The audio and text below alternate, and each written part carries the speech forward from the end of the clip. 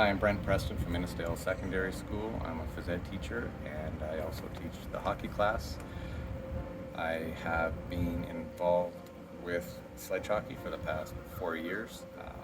It was brought to my attention by one of my students in my hockey class who was on the national development team. He was also an able-bodied skater as well. Um, Curtis and his mom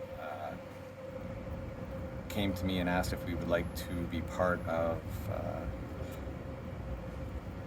an organization called All Sports, All People, and that they would bring sledge hockey sleds to the arena for our hockey class and let the kids try it out.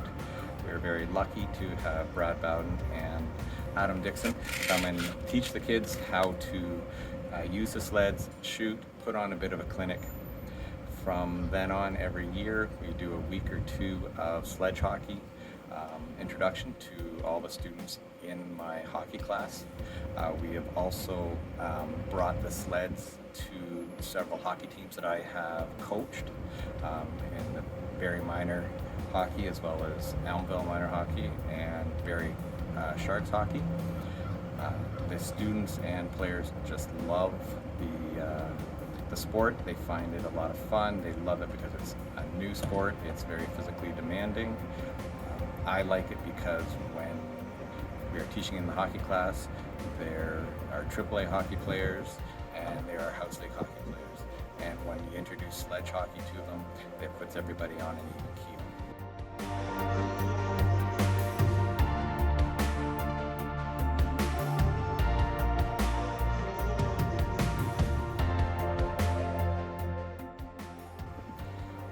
It also shows the able-bodied skaters how tough this sport really is, and gives them a different perspective on accessibility and accessible sports. Well, actually, our principal, Brian McIsaac, caught wind of us doing sledge hockey, and his goal by the time he leaves our school is to have 10 to 12 sleds so that we don't have to rely on borrowing sleds that are often used by other organizations, so that we have it here, and if we have ice time, we can introduce it to more students other than just a hockey class. If we have 12 sleds, then basically we can run a game. And so Brian was very instrumental in starting to order the sleds. Each year he's tried to order 2. This year we were able to order 4 of them, so I think we are up to 8 sleds now. But when we decided, I said, okay, Brad's going to come in with his 5 or 10.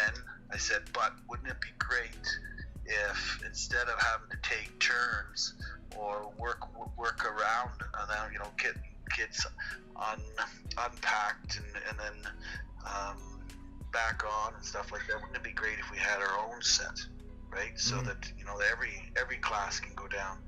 Our big piece with Innisdale is it's hard to get the ice because Mariposa has so much of it.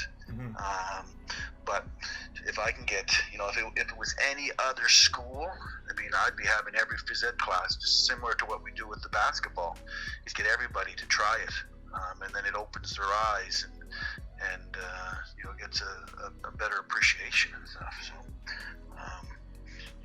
Nicholas, like my guy that was in grade 9, I just asked him. He says it's fun, Dad. He says you're doing stuff, you're working and stuff, and you're having so much fun at it too. So yeah, that's the cool part, right? Right. So, but we'll get a couple more this year. We're slowly going to have.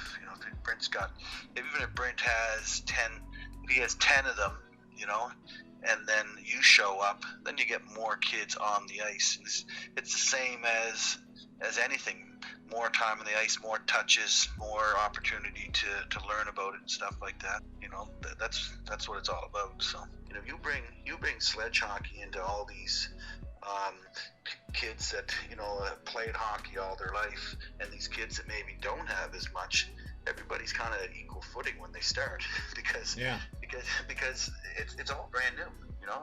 whether you're 15 or 18 years old or whatever, and you played for 14 years or 20 years or whatever, you're really actually starting at ground zero, and you get a really true appreciation of what it takes to become that, whatever you want to call it, that top grade, sledge hockey player, or top grade wheelchair player, or what I mean. Like, everybody's got to start from scratch, so it's equal footing to start and see how you progress, and see how much you put into it and work it in. And it's only a short little window. Yeah. But it gives them an idea, that's for sure. Yeah. My question, I guess, is, do you have any message or anything that you'd like to just say about what you've learned to pass on to other institutions or organizations or schools that are kind of hesitant to start going in that direction, and don't want to spend money in inclusive sports equipment, and just would rather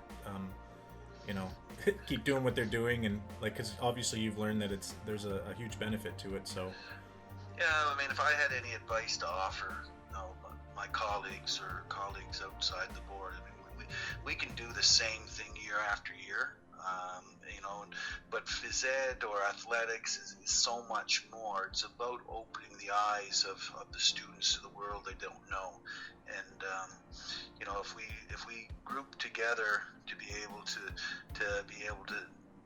supply these and be able to share resources across the system. And that's something that I was mentioned once before or whatever. And if every school put 2 or 3, on their budget, and if we had 10 schools, or 8 schools in Barrie, and we could utilize each other's resources, it would work, right? So, but I mean, there's money available.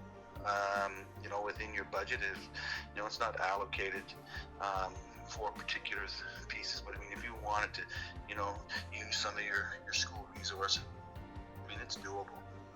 It's just a matter of taking the time to, think, how can I do this to support, the learning of students, and and then make a plan. And I'm hoping that within 4 or 5 years that I'm at the school, when I leave, that our phys ed department is going to have some resources that we'll be able to use for the next number of years to keep educating kids and providing them opportunities that maybe they wouldn't have gotten if they hadn't been in school. And they learn about a whole pile of sports that they that they never ever had even dreamed of. So that's kind of my message.